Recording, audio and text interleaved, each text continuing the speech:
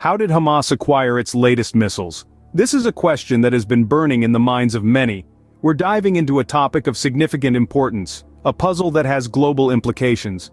At the heart of it all is Hamas, a Palestinian organization now in possession of a formidable missile arsenal. Recent attacks have left us all wondering about the source of these weapons, the mechanisms behind their procurement, and the impact they've had on the region's delicate balance of power. Join us as we unravel this mystery in the next few minutes. To understand the current situation, we need to go back in time and trace the series of events.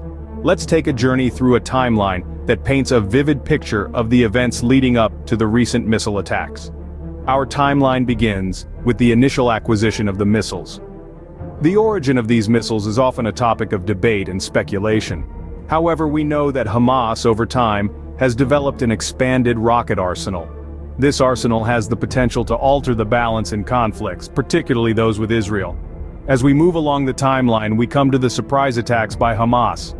These attacks resulted in the tragic loss of at least 800 lives, most of them civilians. This series of events sparked a significant response from Israel, leading to a series of Israeli airstrikes targeting Hamas militants in the densely populated Gaza Strip. The timeline takes a turn as we see the Israeli Defense Forces requesting more weapons, including joint direct attack munitions and interceptors for their Iron Dome defense system. The US, in response, agreed to provide additional equipment and resources to Israel. This exchange led to the use of JDAMs and Hellfire missiles in the airstrikes, causing significant destruction. As our timeline comes to a close, we see the aftermath of these events. The United Nations reported strikes on hospitals, a marketplace, mosques, schools, and other civilian infrastructure. While Israel accuses Hamas of operating out of these civilian facilities, the tension and unrest continue to rise. These events have led to a situation of unrest and tension that we are witnessing today. Now that we have retraced the events, let's summarize the main points. The recent attacks on Israel marked a shocking escalation in conflict, with Hamas deploying a significantly expanded rocket arsenal.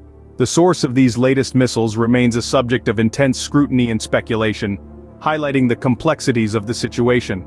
The Israeli airstrikes targeted Hamas militants, prompted by surprise attacks that resulted in the tragic loss of hundreds of lives, many of them civilians. In response, Israel requested additional weaponry from the US, including precision-guided munitions and interceptors for their Iron Dome defense system. These strikes have led to significant destruction, with the United Nations reporting attacks on civilian infrastructure, including hospitals, markets, mosques, schools, and more. Amidst this devastation, Israel has accused Hamas of operating out of these civilian facilities, adding another layer of complexity to an already fraught situation.